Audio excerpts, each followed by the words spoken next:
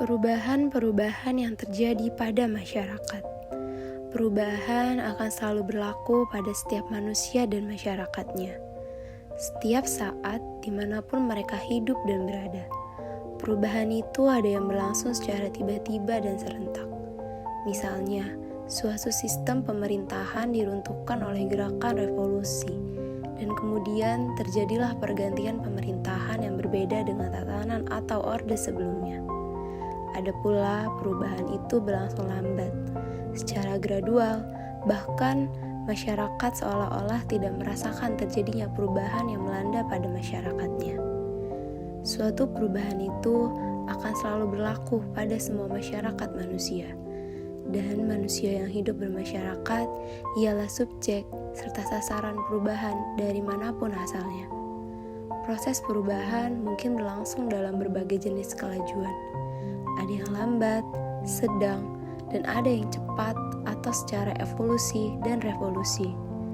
Perubahan itu ada yang mengarah pada kemajuan positif, ada juga yang mengarah pada kemunduran atau destruktif negatif. Perubahan yang mengarah pada kemajuan tentu harus diusahakan, tetapi kita juga harus menghindari perubahan ke arah yang destruktif. Perubahan itu pasti terjadi dalam kehidupan masyarakat, dan setiap masyarakat pasti mengalami perubahan. Apakah perubahan itu terjadi secara lambat, sedang, atau cepat? Perubahan dapat menyangkut tentang berbagai hal. Perubahan fisikal oleh proses alami, dan perubahan kehidupan manusia oleh dinamika kehidupan itu sendiri. Perubahan yang menyangkut kehidupan manusia atau terkait dengan lingkungan kehidupannya yang berupa fisik, alam, dan sosial disebut perubahan sosial. Kehidupan manusia adalah proses dari satu tahap hidup ke tahap lainnya. Karena itu, perubahan sebagai proses dapat menunjukkan perubahan sosial dan perubahan budaya atau berlaku kedua-duanya pada suatu tuntutan proses itu. Adapun perubahan sebagai proses dapat dinyatakan sebagai mean simple the process of becoming different in any sense. Proses dalam makna sosial pada hakikatnya adalah perjalanan kehidupan suatu masyarakat yang ditunjukkan oleh dinamikanya, baik mengikuti evolusi biologik dalam daur hidup maupun perubahan tingkah laku dalam menghadapi situasi sosial mereka. Antara kebudayaan dan masyarakat terdapat hubungan yang erat. Masyarakat tidak mungkin ada tanpa kebudayaan, dan kebudayaan hanya mungkin ada dalam suatu masyarakat. Dua pengertian antara kebudayaan dan masyarakat merupakan dua segi dari satu kenyataan kehidupan sosial manusia. Dengan kondisi biologi dan psikologinya yang khusus, manusia harus bekerja sama dengan manusia lain dalam ikatan masyarakat untuk melangsungkan kehidupannya.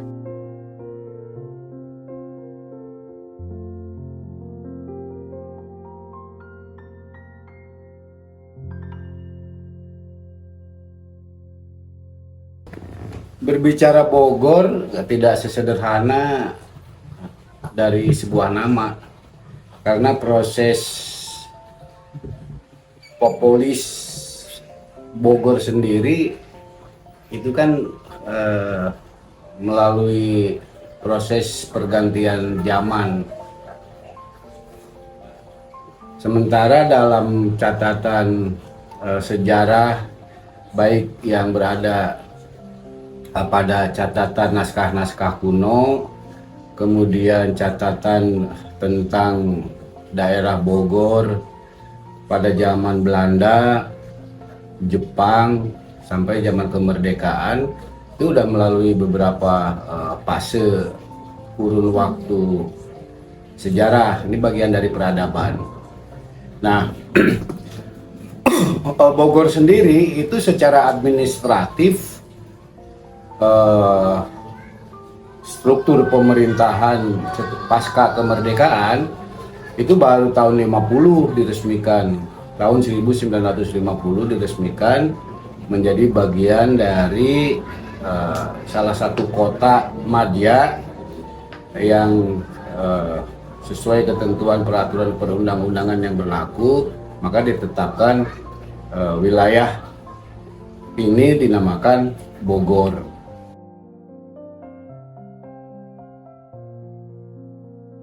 Sebelum Bogor, pada masa pemerintahan Belanda, daerah ini atau daerah yang sekarang Bogor ini lebih populer dengan sebutan Buitenzorg.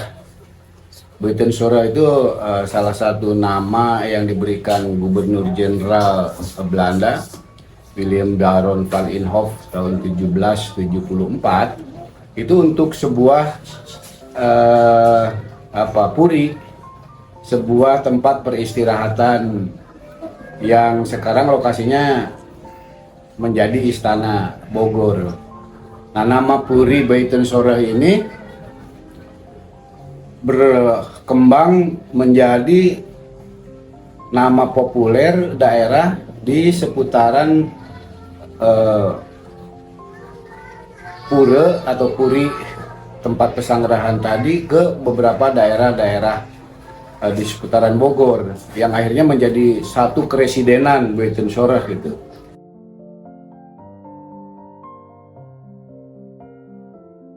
Bicara zaman dahulu, ini kita juga tidak bisa lepas dari fase sejarah, karena jauh sebelum orang-orang Eropa datang, di Bogor ini sudah ada peradaban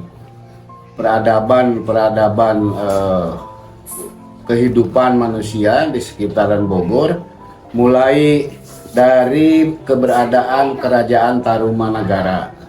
Kerajaan Tarumanagara itu kan mulai ke-4, 5 sampai abad ke-6, sampai pecah menjadi 2 kerajaan Sunda dan menjadi Kerajaan Sunda dan Kerajaan Galuh. Itu sudah ada peradaban. Kemudian kurun waktu beberapa abad kemudian ada peradaban yang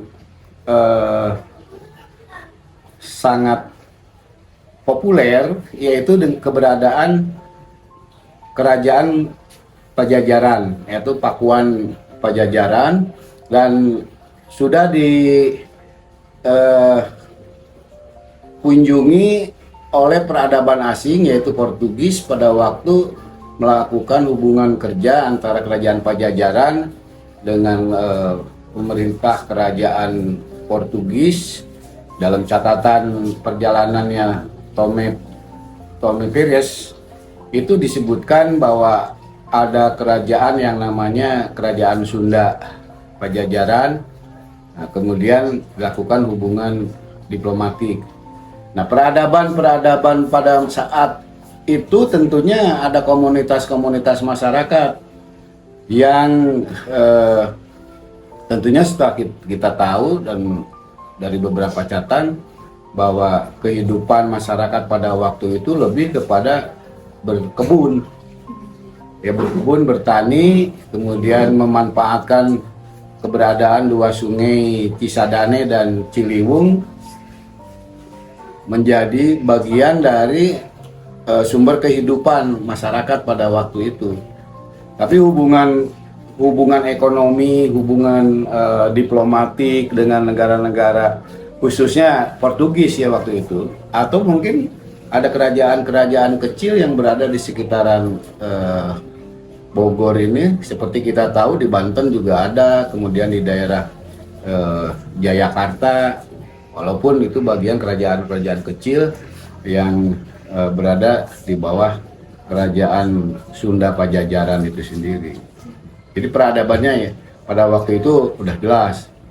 Nah, kemudian pasca kerajaan masuk orang-orang Eropa, khususnya adalah Belanda. Belanda itu mulai melakukan ekspedisi ke Bogor untuk mengetahui dan mencari keberadaan bekas-bekas peradaban tadi, yaitu bekas kerajaan-kerajaan yang pernah ada.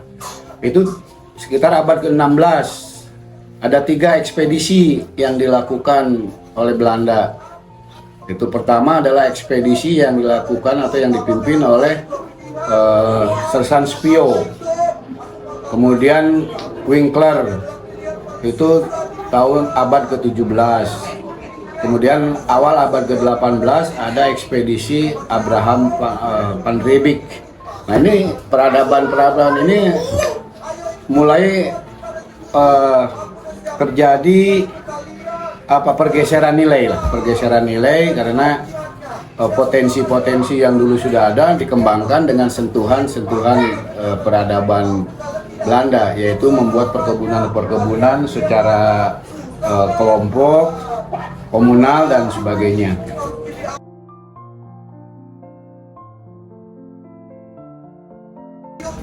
Lebih kepada tradisional, yang populer sekarang itu disebut atau kita kenal dengan kearifan lokal. Bertani, berkebun itu masih dilakukan dengan peradaban yang lazim pada waktu itu. Makanya ada upacara panen, ada upacara seren tahun dan sebagainya. Itu bagian dari pola kehidupan. Kemudian perdagangan, ekonomi dan sebagainya itu sudah ada, hanya sistem yang beda.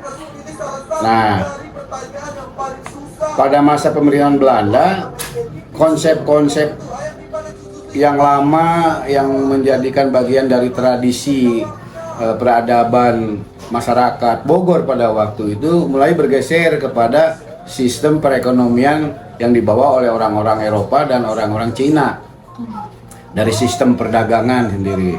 Makanya sampai menjelang kemerdekaan Republik Indonesia sejak tahun 1775, 74, 75 itu beberapa daerah di Bogor dikelompokkan oleh Gubernur Jenderal untuk menempatkan kelompok-kelompok etnis tertentu menjadi bagian dari sistem pemerintahan untuk menunjang perekonomian. Contohnya, di dekat istana itu Gubernur Jenderal mengkondisikan satu lokasi khusus untuk etnis Tionghoa, di mana pusat perdagangan, pusat perekonomian yang ada pada waktu itu dipusatkan di Jalan Surya Kencana sekarang. Nah, Jalan Surya Kencana itu dulu sebelum kemerdekaan itu lebih dikenal dengan sebutan jalur posway. Posway itu jalan pos, ya, jalan besar pos itu pada waktu itu Belanda. Kemudian pasca kemerdekaan awal 60-an sampai tahun 70, nama Jalan Surya Kencana itu lebih ke jalan perniagaan. Itu namanya perniagaan, sesuai dengan kelompok orang-orang yang memang berusaha berniaga itu di sepanjang jalan situ. Ya, jadi khusus untuk orang-orang Tionghoa. Kemudian ada etnis lain, Asia Timur atau Asia bagian Timur Tengah, kelompok-kelompok yang dari Yaman, kemudian Yordan, etnis Arab kan, ini etnis Arab itu ditempatkan di daerah yang sekarang namanya Empang. Nah, dia berbaur, ada Pakistan, ada orang India juga di situ, di kelompok. Kemudian orang-orang pribumi di mana? Yaitu di perbatasan antara pusat kota dengan pinggiran-pinggiran. Karena Bogor ini sendiri dulu dijadikan satu perkebunan komoditas pertanian dan perkebunan yang populer pada waktu itu dan membawa Belanda pada kejayaan secara ekonomi itu dari hasil rempah-rempah. Nah, orang-orang Eropa sendiri berada di sekitar lingkungan istana. Kalau sekarang kira-kira berada di seputaran, ada kelompok Jalan Gunung Gede, kemudian Kota Paris, Sempur, Pledang yang dekat dengan istana itu, termasuk sekarang Jalan Pajajaran, itu adalah rumah-rumah yang sekarang modelnya masih ada, model klasik ya, model zaman Belanda itu masih ada. Nah, itu diperuntukkan bagi orang-orang Belanda yang punya berkepentingan di daerah Bogor ini.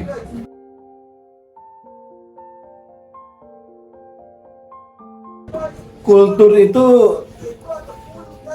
dengan memegang teguh kepada tradisi-tradisi peradaban lama. Bicara peradaban itu kita tidak bisa lepas dari suku Sunda itu sendiri. Karena Sunda sendiri sebelum peradaban lain masuk, peradaban yang saya maksud itu adalah salah satu mulai kerajaan corak Hindu. Ya, jadi ada satu pengaruh luar yang akhirnya sedikit demi sedikit mengikis peradaban kultur-kultur yang lama. Seperti kita tahu, ada sekarang kelompok-kelompok yang masih memegang teguh kultur ya kesundaan, yaitu dengan Sunda Wiwitan yang sekarang masih dipelihara itu di Baduy. Nah, secara keyakinan mereka, walaupun peradaban luar masuk mulai dari Hindu, Buddha, kemudian Islam ya, yang pada akhirnya lebih besar gitu pengaruhnya Islam itu, tapi ada kelompok-kelompok yang masih mempertahankan kultur peradaban lama, peradaban nenek moyangnya, yaitu yang sekarang masih ada di Baduy, baik Baduy luar ataupun Baduy dalam. Tapi jangan salah bahwa di beberapa daerah di Priangan itu masih ada kelompok-kelompok masyarakat yang masih memelihara tradisi-tradisi lama, termasuk Kampung Naga, kemudian di daerah Pelabuhan Ratu ke dalam itu Cita Rasa, Kampung Cita Rasa itu masih masih bergelut pada tatanan-tatanan kehidupan masa lalu.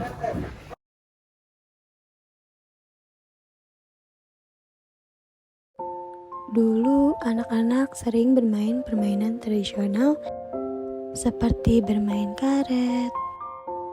Sebelum memulai permainan, biasanya anak-anak dibagi kelompok terlebih dahulu. Permainan tersebut biasa dilakukan di sore hari saat anak-anak sudah pulang sekolah. Selanjutnya ada permainan tradisional congklak yang biasa dilakukan oleh 2 orang anak. Kemudian ada permainan tradisional perahu otok-otok yang biasa dinyalakan dengan menyalakan api di dalam perahu.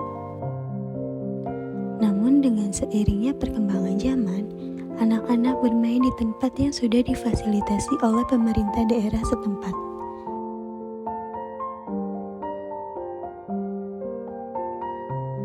Kemudian dengan pesatnya perkembangan teknologi, anak-anak lebih mementingkan bermain game online melalui gadgetnya. Zaman dahulu, masyarakat berbelanja ke pasar untuk membeli sayur-sayuran dan bahan dapur lainnya. Namun, zaman sekarang masyarakat lebih memilih berbelanja sayur-sayuran ke supermarket setempat. Perubahan dalam masyarakat sangat mempengaruhi sistem sosial, nilai sikap, perilaku, serta cara berpakaian masyarakat.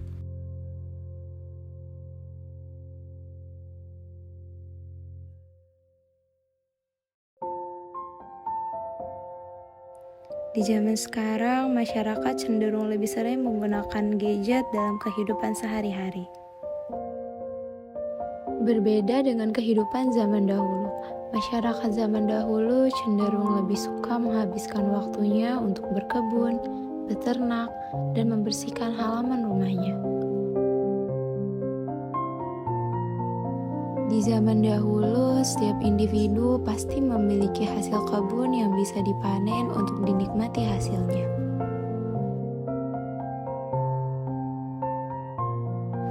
Dilihat dari kehidupan di masa sekarang, masyarakat bisa melaksanakan kegiatan sehari-harinya di luar rumah untuk menikmati fasilitas kota. Pada zaman dahulu, untuk bisa ke tempat tujuan, masyarakat masih harus berjalan kaki dan menempuh jarak yang cukup jauh untuk bisa sampai. Adanya kemajuan transportasi di zaman sekarang seperti sepeda motor, kereta, mobil, dan angkutan umum lainnya memudahkan masyarakat untuk bisa menempuh jarak yang jauh dengan waktu yang relatif singkat. Dahulu, untuk berkomunikasi saja, masyarakat masih harus menulis surat untuk bisa berkomunikasi satu dengan yang lainnya. Sekarang dengan kemajuan teknologi yang ada, memudahkan masyarakat untuk bisa berkomunikasi jarak jauh dengan sangat mudah. Sangat sulit di zaman dahulu untuk bisa mendapatkan informasi yang diinginkan. Masyarakat harus membaca koran terlebih dahulu untuk mendapatkan informasi tersebut. Sangat berbeda dengan zaman sekarang di mana masyarakat bisa mendapatkan informasi, berita secara cepat dan jelas di internet dengan sangat mudah.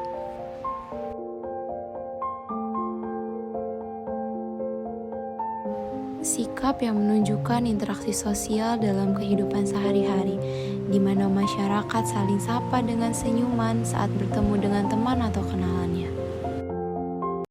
Pada umumnya, terdapat beberapa faktor yang mendasari terjadinya perubahan sosial, yaitu ada faktor yang berasal dari dalam dan faktor yang datang dari luar. Faktor yang datang dari dalam, salah satu contohnya yaitu pemberontakan. Pemberontakan atau mungkin juga revolusi yang berasal dari anggota masyarakat. Kemudian, faktor yang datang dari luar, seperti bencana alam. Bencana alam seperti banjir, gunung meletus, tsunami, gempa bumi, dan sebagainya bisa menimbulkan terjadinya perubahan sosial. Selanjutnya, peperangan. Peperangan yang dimaksud adalah terjadinya konflik bersenjata antara satu bangsa dengan bangsa lain akibat adanya intervensi bangsa lain. Akibat dari peperangan bisa menimbulkan terjadinya perubahan sosial.